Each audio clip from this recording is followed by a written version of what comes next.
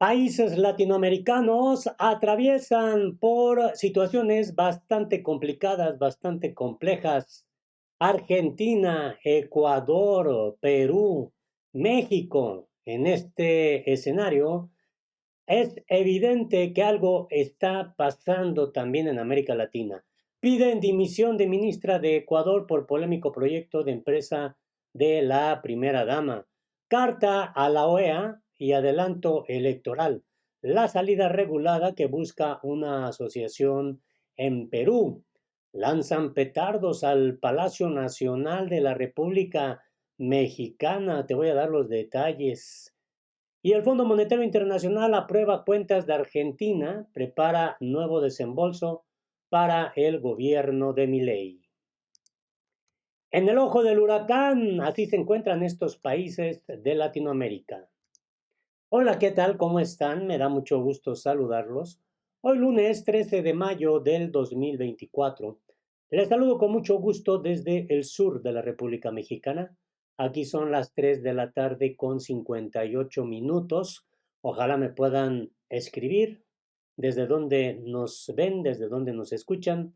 Que puedan darle un like, un me gusta al video, es de mucha ayuda, así como compartir también la información y su punto de vista, su reflexión es muy valiosa. Vamos a este recorrido. ¿Qué está pasando en América Latina? ¿Qué sucede con estos países latinoamericanos? Y vamos a comenzar con este caso bastante interesante. Carta a la OEA y adelanto electoral. Se habla de la salida regulada que busca una asociación en Perú. Se trata de Iniciativa Democrática, esta asociación peruana, que presentó una carta al secretario general de la Organización de los Estados Americanos, OEA, Luis Almagro, para solicitar la activación de la Carta Democrática Interamericana y de esa forma detener el proceso de alteración de la institucionalidad en Perú. Y lo hizo antes de que detuvieran a Nicanor Baluarte Segarra y a Mateo Castañeda, hermano y abogado respectivamente de la presidenta peruana Dina Boluarte. Ambos están investigados por presuntos delitos de organización criminal y tráfico de influencias. Por lo preocupante del caso, por lo escandaloso que es para el país, deberíamos también pensar en un adelanto de elecciones, asegura el exministro de Vivienda y de Trabajo, Rudencino Vega, presidente de la Iniciativa Democrática. Diversas agrupaciones apoyan una renovación anticipada de autoridades que alcanzaría no solo al gobierno, sino al Congreso de la República. Pero precisamente las fuerzas mayoritarias del órgano legislativo sostienen en el cargo a Boluarte y la mandataria desde luego se niega a renunciar. Para el 67% del país es el Parlamento la institución con más poder en esta nación latinoamericana de corte presidencialista. La última encuesta de Ipsos, difundida por el diario local Perú 21, sitúa la desaprobación de Boluarte en un 88%, imagínense ustedes, un rechazo contundente del pueblo peruano. Y se realizó del 9 al 10 de mayo pasado, es decir, antes del operativo policial. La teoría de la Fiscalía, en sintonía con lo revelado por programas dominicales durante meses, es que Boluarte Segarra colocó a subprefectos para obtener beneficios económicos y recolectar firmas para la inscripción de un partido político en base al poder de facto atribuido por su hermana, la presidenta, Dina, según se lee en la resolución judicial que difundió la prensa.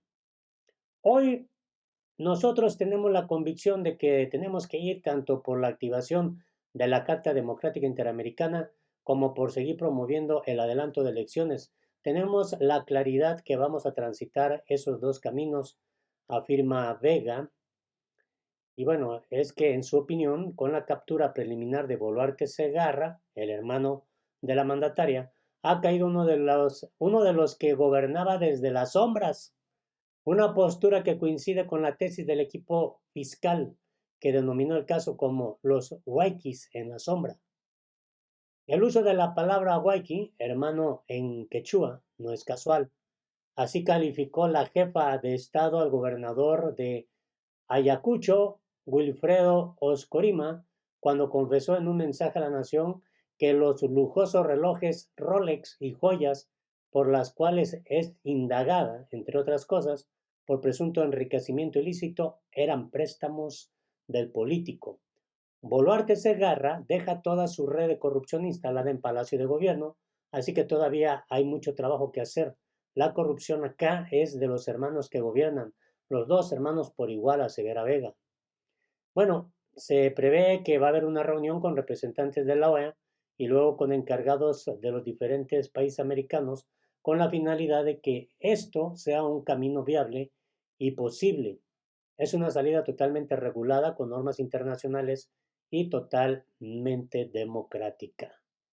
Curiosamente, la última vez que se planteó en Perú la aplicación de la Carta Democrática Interamericana fue en octubre de 2022, cuando el entonces presidente Pedro Castillo alegaba una grave alteración del orden democrático. Pues sí, ahí está un dato muy interesante y algo que también resulta bastante importante comentarlo es justamente la situación en la que se encuentra la propia presidenta peruana. Justicia de Perú incauta a Boluarte aretes de oro y diamantes.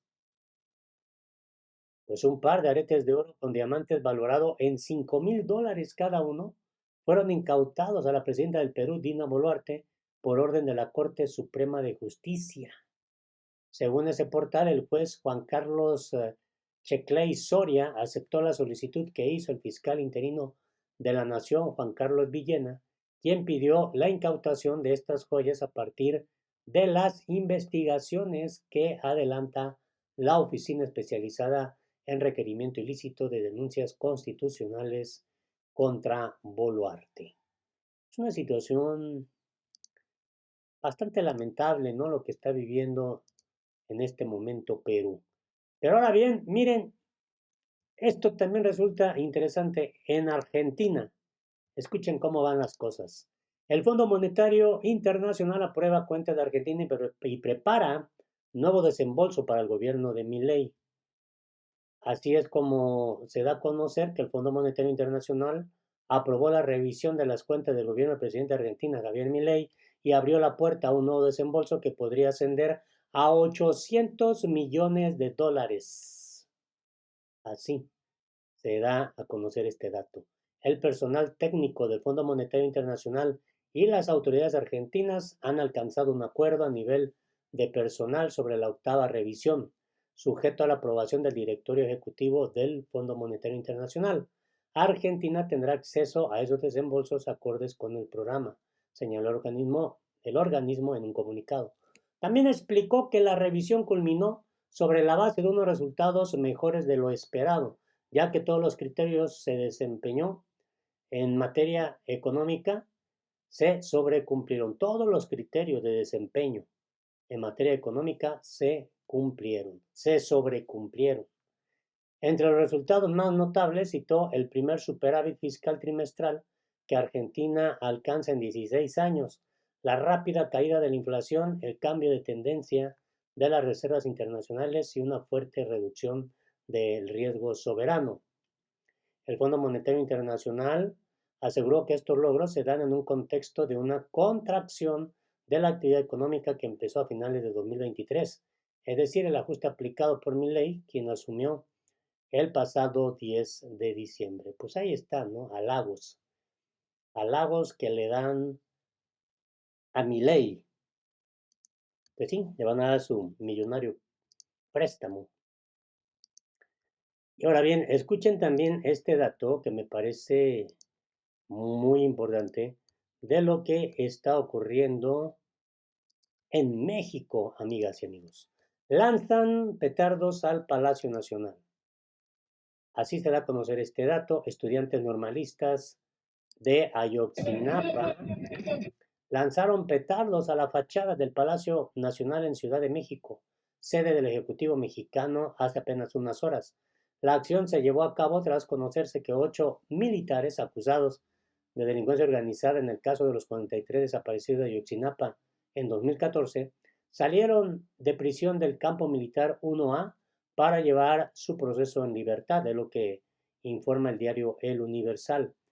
Según una tarjeta informativa de la Secretaría de Seguridad Ciudadana de la Ciudad de México, al menos 26 uniformados resultaron lesionados. Así es como se da a conocer este dato. En el sitio, paramédicos del Escuadrón de Rescate y Urgencias Médicas en 7 ambulancias atendieron a los uniformados. Los efectivos heridos por esquirlas de petardos y cuetones forman parte de la Policía Metropolitana, Fuerza de Tarea y de Ateneas.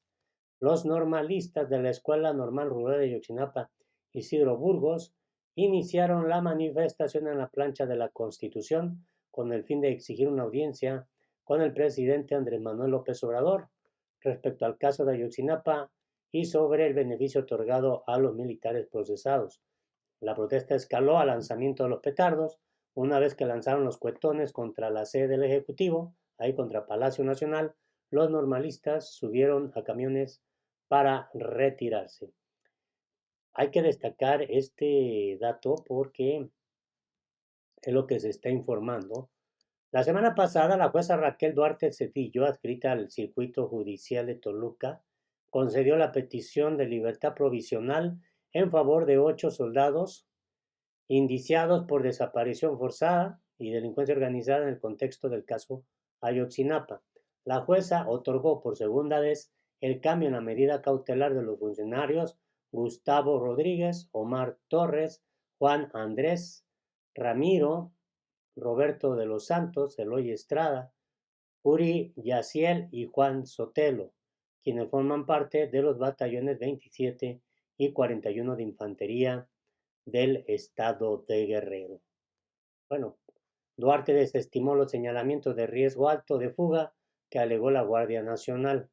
La jueza estimó que la prisión preventiva no era ni idónea, ni necesaria, ni proporcional y la reemplazó con una liberación condicionada que implica el pago de una garantía de 100,000 pesos, cerca de 6,000 dólares, la comparecencia en el juzgado cada 15 días, la entrega de pasaportes, la prohibición de salida del país y el impedimento de tener contacto con las víctimas o testigos del caso. Bueno, pues así está el panorama en la República Mexicana. Ahora bien, escuchen también esto que está ocurriendo en Ecuador. Piden dimisión de ministra por polémico proyecto de empresa de la primera dama.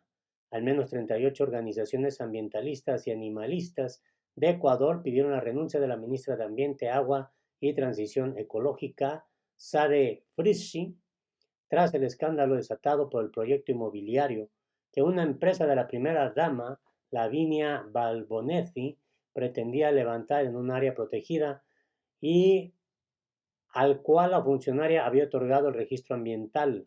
De acuerdo con los colectivos firmantes, Frischi, en el cargo desde el 23 de noviembre de 2023, ha demostrado una evidencia falta de capacidad para ser la cabeza de esta cartera de Estado, así como un desconocimiento del manejo de los temas ambientales y de la normativa vigente. Asimismo, señalan a la funcionaria de utilizar su cargo para beneficiar proyectos privados que atentan contra los derechos de la naturaleza, especialmente de los manglares. Así es como pues se da a conocer este dato. Además de este escándalo, Frischi ha protagonizado otras acciones polémicas, como cuando entre finales de febrero y principios de marzo se reunió con supuestos líderes de los Estados Unidos de Kailasa, una nación imaginaria supuestamente instalada en una isla de Ecuador. El encuentro con los delegados de este ficticio país tuvo lugar en Nairobi, capital de Kenia, en el marco de la sexta edición de la Asamblea de las Naciones Unidas para el Medio Ambiente. También ha sido criticada por su falta de respuestas cuando comparece ante la Asamblea Nacional y por decir que la Amazonía es un país.